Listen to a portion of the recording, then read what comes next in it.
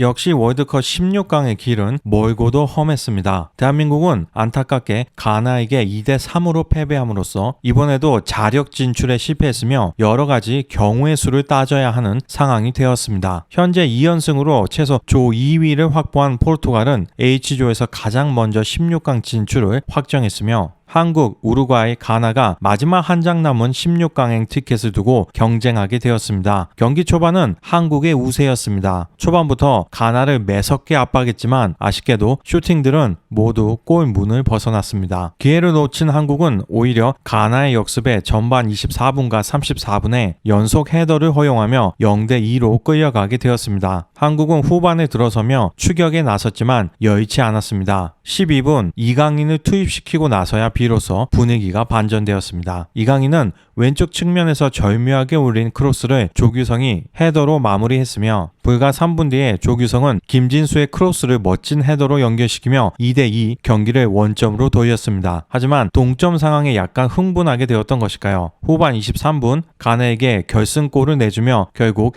2대3으로 패배했습니다. 경기 내용을 보면 점유율 면에서 63대 37로 압도했으며 슛, 코너킥 등의 공격 지표에서도 가나를 훨씬 더 능가했습니다. 결국 초반에 너무 빠른 어이없는 실점과 골 결정력 부족을 패배의 주 원인으로 볼 수 있을 것 같습니다. 이어진 경기에서 같은 조의 포르투갈이 우루과이에 2대0으로 승리했기 때문에 H조는 포르투갈이 2승으로 조 1위고 가나가 1승 1패, 2위 한국과 우루과이는 나란히 1무 1패인 상황입니다. 따라서 이제 자력으로는 16강 진출이 불가능하며 무조건 마지막 상대인 포르투갈을 꺾어야 합니다. 그리고 우루과이가 가나를 이겨야 합니다. 그럼 한국, 우루과이, 가나가 모두 1승 1무 1패로 승점 4점이 되기에 한국과 우루과이가 각각 상대팀에게 동일한 골 차이로 승리한다면 16강에 진출할 수 있습니다. 비록 한국은 가나에 아쉬운 패배를 당했지만 전혀 소득이 없었던 것은 아닙니다. 현재 수많은 축구 팬들은 이강인 선수에 주목하고 있습니다. 가나에 2골을 내준 뒤 힘없이 끌려가던 한국의 본격적인 반격이 시작된 것은 후반 12분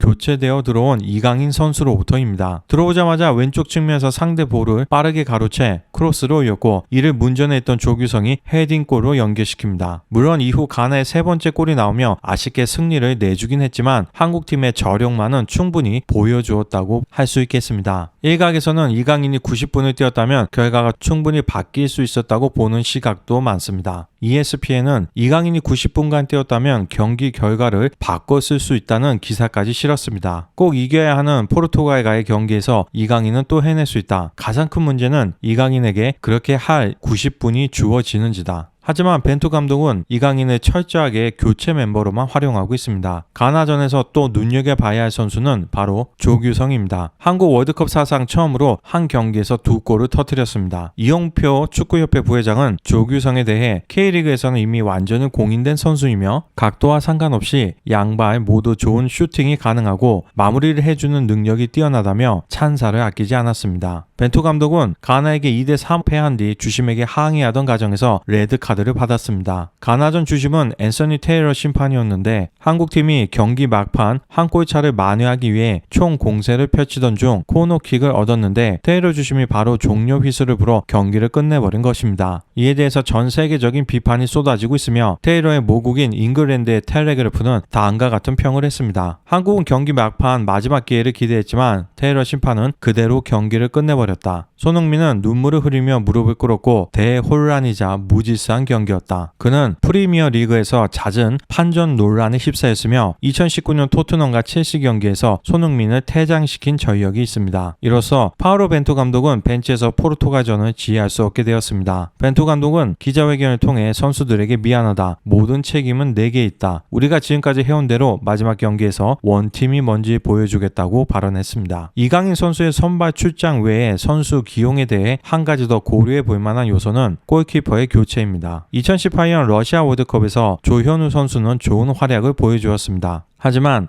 벤투 감독의 일명 빌드업 축구는 많은 활동량과 패스를 바탕으로 공격 찬스를 만들어 나가는 전술입니다. 특히 벤투 감독은 골대부터 시작해 공격을 전개하는 후방 빌드업을 중시하기에 골키퍼가 발기술까지 갖출 필요가 있었고, 상대적으로 발기술이 좋은 김승규가 주전 골키퍼로 활약하게 된 요인입니다. 사실 이러한 흐름은 세계적인 추세이기도 하지만 한 경기에서 3실점을 한 골키퍼를 다시 기용하는 건 정말 신중하게 생각해 봐야 하는 부분이라고 봅니다. 경기가 끝난 뒤 손흥민 선수의 SNS엔 댓글이 폭발하기 시작했습니다. 특히 일부 네티즌들은 몸 상태 안 좋으면 벤치에 있어라, 3차전 나오지 마라, 팀의 마이너스다 등의 비난을 하고 있습니다. 사실 가나전에서 손흥민은 결과적으로는 별다른 활약이 없었습니다. 하지만 정상이 아닌 몸으로 풀타임을 소화하며 열심히 뛰었습니다. 손흥민이 있고 없고에 따라서 상대팀에서 느끼는 압박감은 상상을 초월합니다. 한국은 FIFA 랭킹 28위의 약팀이지만 손흥민 선수의 존재 하나로 언제든지 한 방을 터뜨릴 수 있는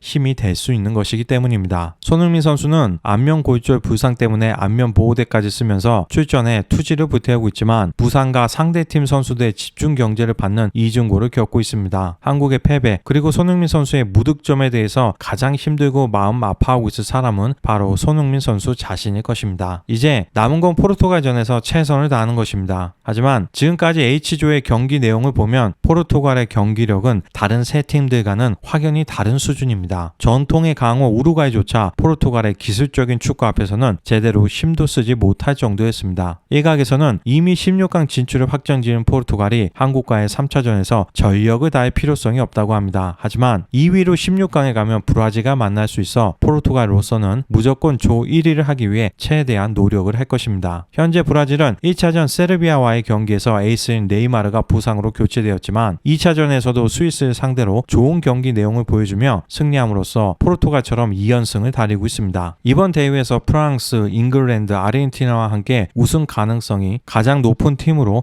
뽑히고 있기도 합니다. 페르난도 산토스 포르투갈 감독은 기자회견을 통해 한국과의 경기에서 선수 구성에 큰 변화는 없을 것이며 다음 경기에서도 이기기 위해 최선을 다할 것이고 우리 선수들이 좋은 경기력을 보여줄 것으로 믿는다고 말했습니다. 포르투갈이 어려운 상대이긴 하지만 한국은 2002년 한일 월드컵에서 1대0으로 한 번 이겼던 상대입니다. 또한 한국은 2018년 러시아 월드컵에서 당시 피파 세계 랭킹 1위인 독일을 상대로 2대0 승리를 거둔 적이 있습니다. 당시 독일은 무려 1938년 이후로 80년 만에 월드컵 조별리그 최하위 4위를 기록하며 1라운드에서 탈락했습니다. 아시아팀을 상대로 다실점 0패를 한 최초의 월드컵 우승국, 아시아팀을 상대로 패배한 첫 번째 피파 랭킹 1위 국가, 월드컵 역사상 가장 낮은 랭킹의 팀에게 패배한 피파 랭킹 1위 국가라는 치욕적인 기록을 세웠습니다. 따라서 포르투갈전은 한국 입장에서 쉽지는 않겠지만 충분히 해볼 만한 상대라고 볼 수 있겠습니다. 대한민국 축구대표팀이 끝까지 최선을 다하는 멋진 경기를 할 수 있기를 한 사람의 국민으로서 기원합니다.